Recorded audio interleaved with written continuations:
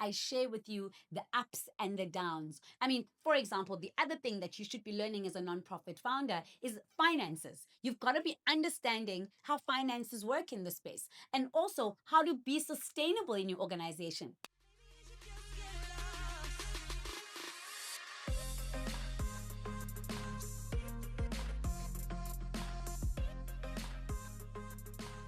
Hey everyone, and welcome to another episode on this NGO Life. My name is Sibulele Sipaca Nomnganga, your official NGO queen, and I am here to talk about all things nonprofit, change maker, volunteer, philanthropist. If you are one of these people, you are on the right channel. Here, I share everything and all things about how to start, build, run, and scale a successful organization. So it doesn't matter where you are, whether you are the founder or a volunteer or a philanthropist or a donor or a funder. Especially if you're a donor or a funder, you want to stick around because now you're going to get to learn about stuff that organizational founders are needing to deal with on a daily basis. And today I want to talk about what are some of the skills as a nonprofit founder you need to continually develop. Doesn't matter where you are on the scale, whether you just started or you are scaling. There are certain skills as a nonprofit founder you are always going to need to work on and develop. Too often, I speak to nonprofit founders who say to me, "Oh, so I'm stuck. We're not getting the money. We run a few programs. We don't know what we're doing." And I'm like, "Okay, cool. So what are you doing in the meantime?"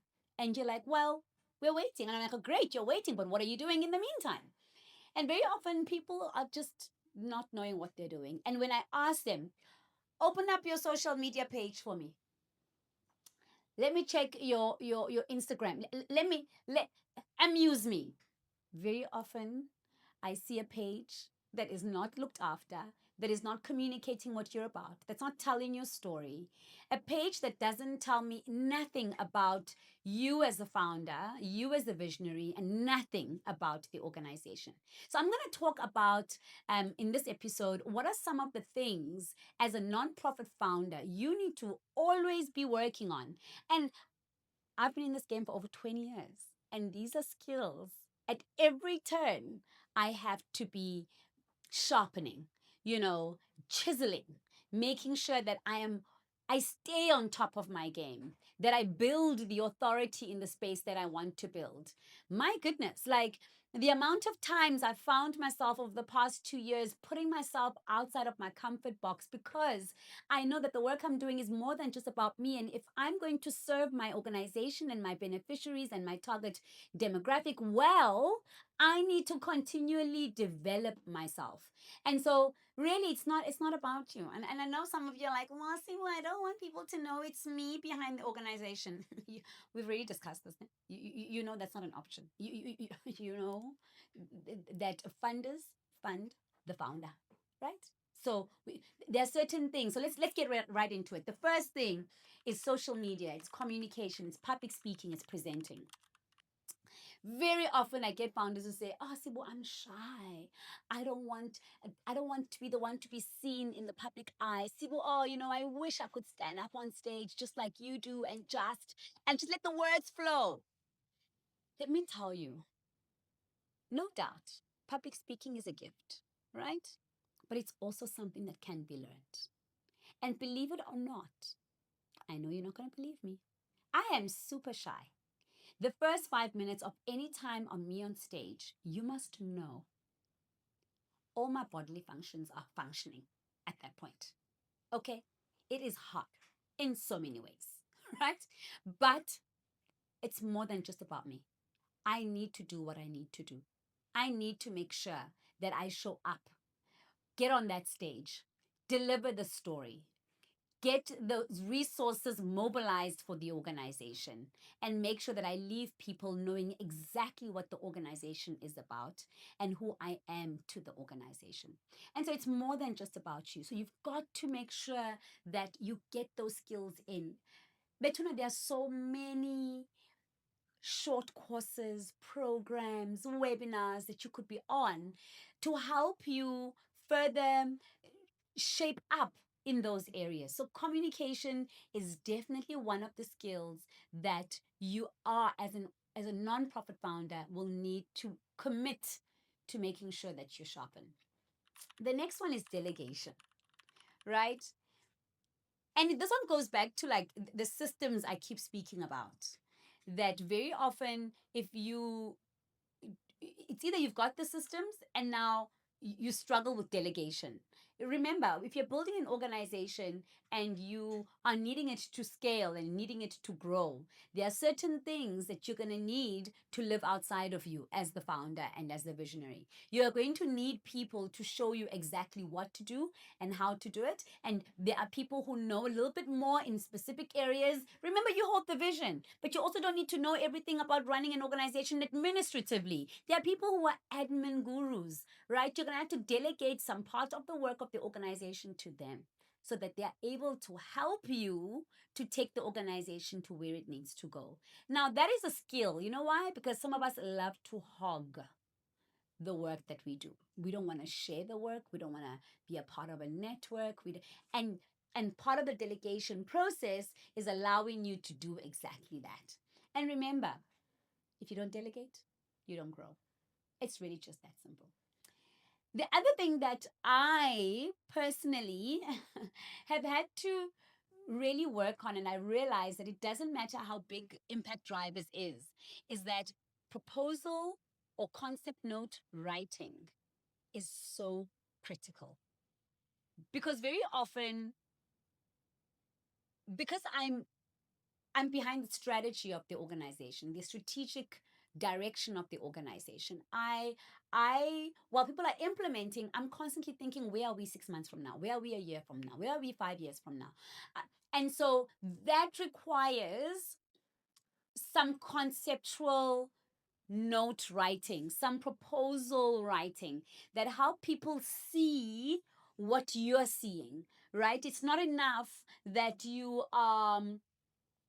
telling people what the vision is. You've got to be able to write the vision down because donors, potential funders are going to need a proposal. They're going to, so there are writing courses everywhere. There are so many writing courses out there. It's so important for you to, there's some free ones that you don't even have to pay for, right? So it's so important that you are on top of making sure you are registering, that you are attending, and that you get that piece of paper where proposal writing is concerned. And let me tell you, there's a course that I'm still yet to do, by the way. So we could meet in class. Yeah. It's called Developmental English, guys. It's Developmental English. It's there by WITS. Huh? Huh? WITS University. They offer a course, and I think it's a diploma. It's a year long, where you are learning how to talk in the development world, in the CSI space, in the non-profit.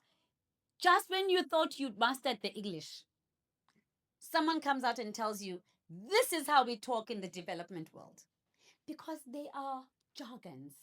They are particular ways of putting things that land well with donors, that land well with communities, that land well with key populations, that land well with beneficiaries, right? And so if you don't know that language, if you don't know that English, you will be seen to be somebody who doesn't know what they're talking about. Sometimes for you to enter and stay in the room, you just need to be saying the right thing. And that right thing is lent there by that course. Huh? That course is going to tell you that you don't call them communities, you call them beneficiaries, right? There's certain things that you need to learn. You know, you don't call it ARV medication to stop you getting HIV. No, we call it PrEP, right? What does that mean? The prophylaxis treatment, right? So there are things that you need to, language that you need to know that will make people know that, no, ma, this one, we can believe them. They know exactly what they're talking about. It helps you build authority. It helps you talk about something in greater detail. And I can tell you this, if you don't know by now, I mean, let me bring you in. I've got a course, right, where over a couple of lessons, I break down the relevant language to use from right at the beginning of your organizational work right up until the end. And what you need to be saying at what point. It is not enough that technically you could be sound or that you know what you need. By technically, I mean your governance and your compliance is in order. But at every given point in time, you need to know exactly what to say and who to say it to. So you're probably thinking, okay, Sibu, I hear you. Now what? Where do I go? Right? It's all well and good that you've identified my issues and my challenges and where I find myself, right? Great, you've got that. But what do I do now? Now I know. On here, on this very short episode, I have highlighted very high level what are some of the skills you need to keep honing and getting sharpened. I've got a course that I have developed that goes into a lot of detail about a lot of the things I've spoken about today. I talk about proposal writing, for example. I talk about what it takes to write a winning proposal. As the founder, how do you write a winning concept note? How do you write a piece of document that inspires people in rooms where you are not present in? I talk about that in the course. I speak about communication. I speak about social media. I talk about the difficulty you currently have about not being active on social media and what it's going to take for you to be active. I talk about the importance, the struggle that you currently have around, I don't want to be the one in the front. Maybe I don't talk about that. I shout about that. I'm breathing down your neck about how do you take the first step into making sure you build a public profile and a social CV that donors and funders from across the land can look at and go, this is the organization, this is the person we want to work with and put our money behind. I talk about how do you build that social receipt, right? So that people know that we are going to get the value that we need from this person. I talk about the importance of building the right team. I talk about now in this video about how to delegate, but who you're delegating to, right? You need to delegate to the right people. You need to delegate to people that you know are actually going to get the job done. I talk about how do you structure your team? How do you pull your team together? From who? From where they're coming from. I talk to you about how you build a strong volunteer base. I give you contract templates on how to make sure that the volunteer gets what they want from you, and also how do you get what you want from the volunteer, and making sure that nothing is missed in between. So you really want to get that course, because while I've given you the challenge on this episode, I'm also saying there's a solution, right? I have shared all of this, and really it's been around my experience over the last 20 years. I share with you the ups and the downs. I mean, for example, the other thing that you should be learning as a nonprofit founder is finances. You've got to be understanding how finances work in the space, and also how to be sustainable in your organization. Best believe on the course I talk about how do you make an income. I talk about, let's first understand that your organization is a business. You're in the business of impact. So I break that down for you, because I know you nonprofit founders think that this is a space where you're not supposed to be making money for the organization. You are, right? As long as all your proceeds go back to the work of the organization. So in the course I talk about how do you do that? How do you structure that to make sure that it's worthwhile for the space that you are in? Because remember, we are all in the nonprofit world, but we're all doing different things.